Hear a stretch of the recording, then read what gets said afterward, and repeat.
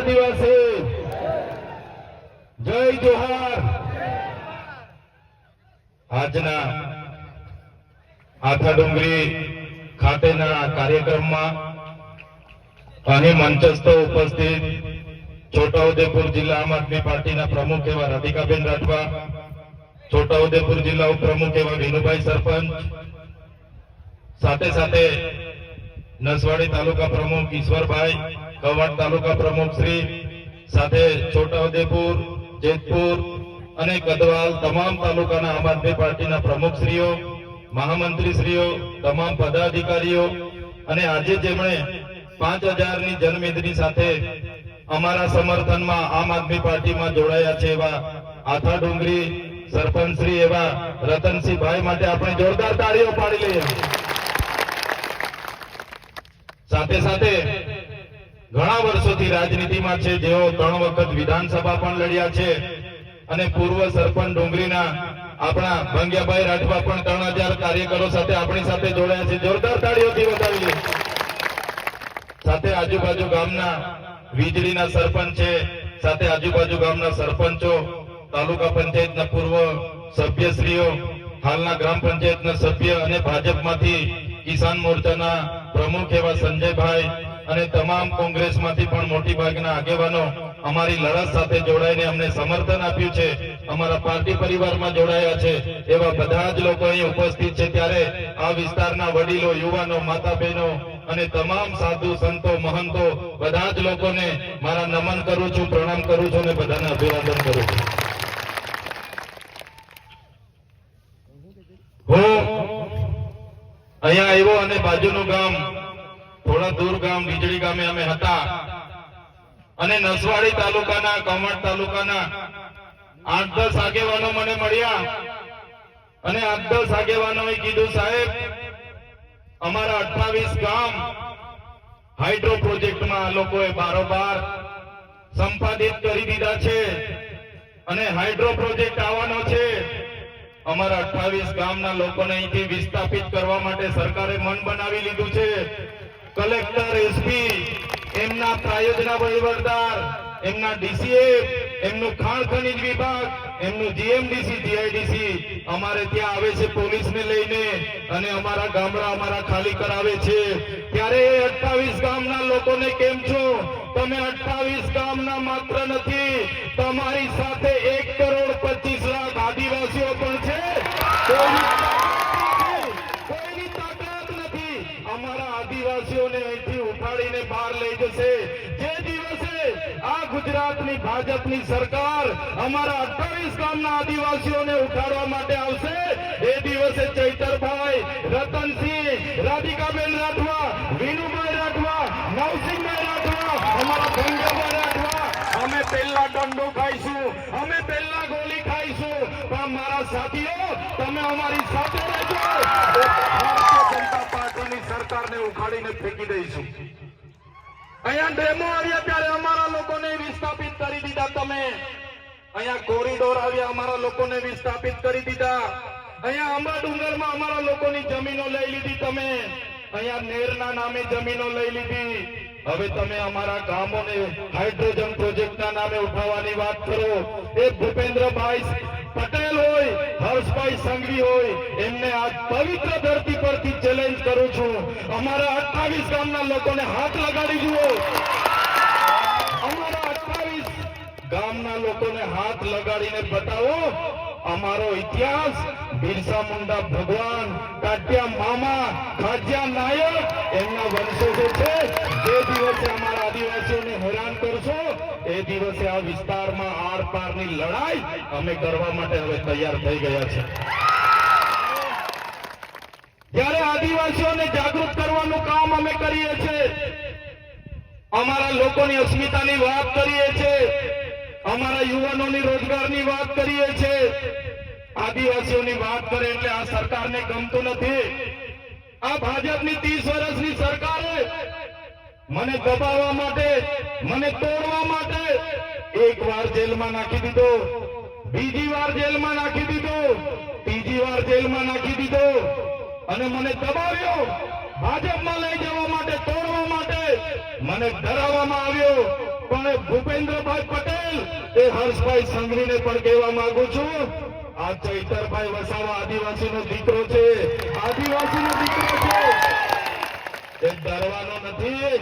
કરારા જવાબ મિલેગા, કરારા જવાબ. સમય આવશે, કરારા જવાબ આપીશું અમે.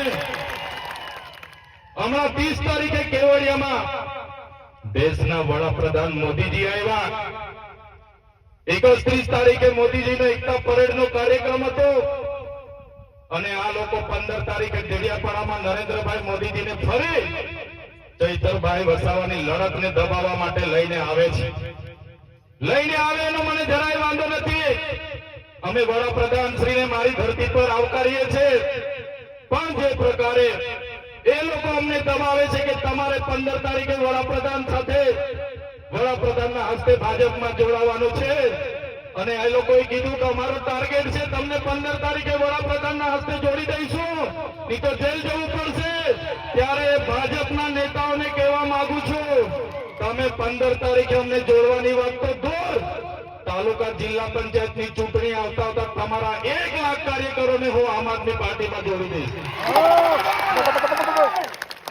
પબ્લિક ભેગી કરવા માટે ડેડિયાપાડા, સાગબારા, વાલિયા, ઝઘડિયા, નેત્રંગ, નાંદોદ ગામડે ગામડે જાય છે. આ લોકો કહે છે તમારા ચૈતરભાઈ મોદી સાહેબના હસ્તે 15 તારીખે જોડાવાના છે, બધા આવી જજો, બધા જોવા આવજો. ત્યારે હું એમને કહેવા માંગુ છું, ચૈતરભાઈ ભાજપમાં જોડાવાના નથી, ચૈતરભાઈ ભાજપને તોડવાના છે, તોડવાના છે. સાથીઓ, મને સામાન્ય બાબતમાં જેલમાં નાખી દીધો. આદિવાસીનો દીકરો છું એટલે ભૂપેન્દ્ર પટેલને નથી ગમતું, હર્ષ સંઘવીને નથી ગમતું. આદિવાસીઓ માટે કેમ બોલે છે, આદિવાસીઓની મીટિંગો છોટાઉદેપુરમાં કેમ કરે, એને જેલમાં નાખો. એક સામાન્ય બાબતમાં મને જેલમાં નાખી દીધો, કોઈ વાત નહીં, કોઈ વિવાદ નહીં, અને મને સેન્ટ્રલ જેલમાં 80 દિવસ રાખવામાં આવ્યો, અંધારી કોટડીમાં રાખવામાં આવ્યો, ડરાવવામાં આવ્યો, ધમકાવવામાં આવ્યો અને કહેવામાં આવ્યું કે તમને તમે 2 વર્ષ સુધી રાખીશું, 3 વર્ષ સુધી રાખીશું, જ્યાં સુધી તમે અમારી સાથે આવા નહીં માનો ત્યાં સુધી રાખીશું. પણ આ ચૈતરભાઈ તમારો દીકરો એમનાથી ડર્યો નથી અને તમારી બધાના આશીર્વાદથી, તમારા બધાના સહકારથી, તમારે બધાની પ્રાર્થનાથી, ઉપરવાળાની દયાથી, કુદરતની મહેરબાનીથી આ ચૈતરભાઈ વસાવા આજે છૂટીને તમારી વચ્ચે આવીને ઉભો છે. તમારો બધાનો હું ખૂબ ખૂબ આભાર પણ માનું છું. ત્યારે સાથે હું નાનો માણસ છું, અવારનવાર ભાજપમાં લઈ જવા માટે દબાણો કરે, ભાજપના ના જઈએ એટલે જેલ કરાવે, ખોટા કેસ કરે, પરિવારને જેલમાં નાખે, અમને હેરાન કરે. પણ જ્યાં સુધી મારી માતાઓના આશીર્વાદ મારા પર છે, જ્યાં સુધી મારા વડીલોના આશીર્વાદ છે, ત્યાં સુધી ભાજપની પોલીસમાં તાકાત નથી કે આ ચૈતરભાઈ વસાવાને દબાવી શકે. આ અમારી જનતાનો પ્રેમ છે. જ્યાં સુધી તમે અમારી સાથે છો ત્યાં સુધી ભાજપ અમને ટચ પણ નથી કરવાની. 1 વાર જેલ કરાવશે, 2 વાર જેલ કરાવશે, 3 વાર જેલ કરાવશે. પણ મારા વડીલો, મારી યુવાનો, મારી બહેનો, મારા માતાઓને મારે વિનંતી છે, સરકાર એમની બહુ મોટી છે, પોલીસ એમની છે, આર્મી એમની છે, કોર્ટ કચેરી એમની છે, કલેક્ટર એમના છે, ડીડીઓ એમના છે, એસપી એમના છે. આપણે એમની સાથે લડાઈ નથી કરવાની. પણ આવનારી તાલુકા જિલ્લામાંથી ચૂંટણીમાં તમારામાંથી સારા સારા યુવાનોને, સારા સારા વડીલોને તૈયાર કરી દો. આ તમારા દીકરાને જે હેરાન કર્યો છે એનો બદલો તમારે આવનારી તાલુકા જિલ્લા પંચાયતની ચૂંટણીમાં લેવાનો છે. એનો બદલો તમારે લેવો પડશે. કેમ કે જ્યારે મેં જેલમાં હતો ત્યારે એમના આ બાજુના સાંસદ અમારા રાજપીપળામાં આવીને કહેતા હતા, પેલો તમારો ચૈતર વસાવો જેલમાં છે, નથી છૂટવાનો, નથી છૂટવાનો, એનું પૂરું કરી નાખ્યું અમે. ત્યારે તમારા સાંસદોને, ધારાસભ્યોને હું કહેવા માંગુ છું, तुमको क्या लगता था नहीं लौटेंगे, तुमको क्या लगता था नहीं लौटेंगे, गलत. जब तक तोड़ेंगे नहीं तब तक छोड़ेंगे नहीं. हमको क्या अंडू फंडू गंडू झंडू समझ के रखा है क्या? ये चैतर वसावा कभी झुकेगा नहीं. करारा जवाब मिलेगा, करारा जवाब मिलेगा. ત્યારે આ ભારતીય જનતા પાર્ટી 30 વર્ષથી શાસનમાં છે, કેન્દ્રમાં એમનું શાસન છે. અમારા લોકો નર્મદાનું પાણી જોઈ શકે છે, પણ પિયત માટે અમને મળતું નથી. અમારે યુવાનો ભણી ગણીને પરીક્ષાઓ આપે છે, એના પેપરો ફૂટી જાય છે, એની નવી નવી નીતિઓ કાઢે છે.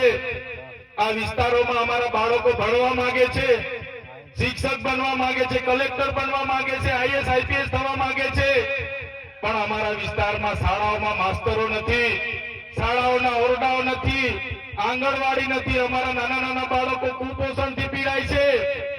ત્યારે આદિવાસીઓને શિક્ષણ આપવાની જગ્યાએ, રોજગાર આપવાની જગ્યાએ, સિંચાઈનું પાણી મળે એની જગ્યાએ આજે વિકાસનો રથ લઈને આ લોકો ગામડે ગામડે ફરે છે. આજે બિરસા મુંડા ભગવાનની જન્મ જયંતિના નામે ગૌરવ યાત્રા કાઢતા કાઢતા ગામડે ગામડે ફરે છે અને કહે છે કે બિરસા મુંડા ભગવાનની 150મી જન્મ જયંતિ છે. એટલા માટે આ લોકો આજે નીકળ્યા છે, કેમ કે તમે બધા જાગી ગયા છો, તમને બધાને બિરસા મુંડા ભગવાનનો ઇતિહાસ ખબર પડી ગઈ છે, કાટિયા મામાનો ઇતિહાસ ખબર પડી ગઈ છે, ગુરુ ગોવિંદજીનો ઇતિહાસ ખબર પડી ગયો છે. એટલે આપણા લોકોના મત હવે મળવાના નથી એમ કરીને આપણા ક્રાંતિકારીઓના ફોટા લગાડીને ગામડે ગામડે ફરે છે. એમના વડાપ્રધાન હમણાં કેવડિયા આવ્યા અને કીધું, અમારા આદિવાસી ભાઈ બહેનો તમારે આત્મનિર્ભર બનવાનું છે, આત્મનિર્ભર બનવાનું છે. અમારો આદિવાસી સમાજ અનાદિકાળથી આત્મનિર્ભર છે. વડાપ્રધાન બન્યા પછી 5400 કંપનીઓ તો વિદેશથી તમે લઈને આવ્યા છો. અમારો આદિવાસી સમાજ તો આત્મનિર્ભર જ છે. વડાપ્રધાન બન્યા પછી તમે 5400 વિદેશી કંપનીઓ લઈને આવ્યા છો. અમારા ઘરમાં જે સામાન આવે છે made in China, made in Taiwan, made in Korea, made in Japan, તો તમે વડાપ્રધાન બનીને શું ધંધા કરો છો? આપણને કહે છે લોકો કે ભાઈ એક પેડ માં કે નામ, આપણને બધાને સારી સારી ફૂલ ગુલાબી વાર્તાઓ બતાવશે. એક પેડ માં કે નામ રોપજો બધા, એક પેડ માં કે નામ. આપણે એક પેડ માં કે નામ રોપીએ છે અને જંગલ સાથેનો આપણો નાતો છે. એક પેડ નામે માં કે નામ કરી કરીને આ લોકોએ આખું જંગલ અદાણી કે નામ કરીને આ લોકોએ આપી દીધું છે. આખું જંગલ અદાણી કે નામ કરીને આપી દીધું છે. હમણાં જળ જંગલ જમીન આપણી પાસે જેટલું હતું એટલું તો આ સરકારોએ એમના ઉદ્યોગપતિ અદાણીને અંબાણીને આપી દીધું, ટોરેન્ટોને આપી દીધું. હવે આ આપણા દેશના વડાપ્રધાન 15મી તારીખે ડેડિયાપાડા આવે એના પહેલા દેવ મોગરા માતાજી ક્યાં છે, એનો વિસ્તાર કેવો છે એ જોવા માટે જવાના છે.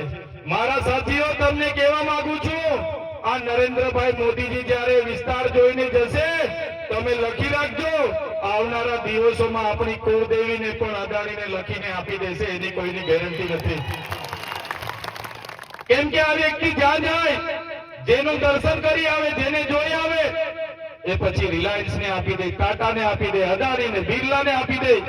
ત્યારે આપણી માતાજીના રક્ષણ કરવા માટે પણ આપણે તૈયાર રહેવું પડશે. ત્યારે તમે વિચાર કરો, જો વડાપ્રધાને ભગવાન બિરસા મુંડાની 150મી જન્મ જયંતિ ઉજવવાની જ હતી તો એમનું જન્મસ્થળ ઝારખંડમાં રાંચીમાં આવ્યું છે. જો આખા દેશનો ગૌરવ યાત્રાનો કાર્યક્રમ હતો અને ભગવાન બિરસા મુંડાની જન્મ જયંતિ તમારે ઉજવવાની હતી તો ભગવાન બિરસા મુંડાનું કર્મભૂમિ, જન્મભૂમિ ઝારખંડની રાંચીમાં આવેલી છે. તમે ત્યાં જઈને આખા ગુજરાતને, આખા દેશના આદિવાસીઓને સારો સંદેશો આપી શકત. પણ ડેડિયાપાડામાં આવીને ચૈતરભાઈની વિકેટ પાડવાનું જે તમે આયોજન કર્યું છે, આ આદિવાસી સમાજ જોઈ રહેલો છે. આવનારા દિવસોમાંથી આખા ગુજરાતમાંથી તમારી વિકેટ પાડી દેવા માટે અમે તૈયાર છીએ.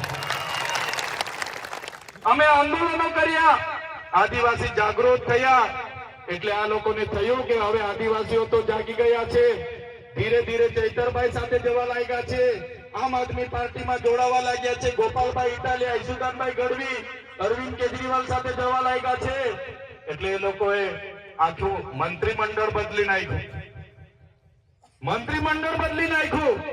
ત્યારે અમારા સરપંચો અને અમારા વડીલો જે પ્રકારે કહે છે, કોઈ ભેંસ ઓછું દૂધ આપે તો એના ખીલા બદલવાનું નથી રહેતું, ભેંસ બદલી નાખવી પડે છે કે નથી નાખવી?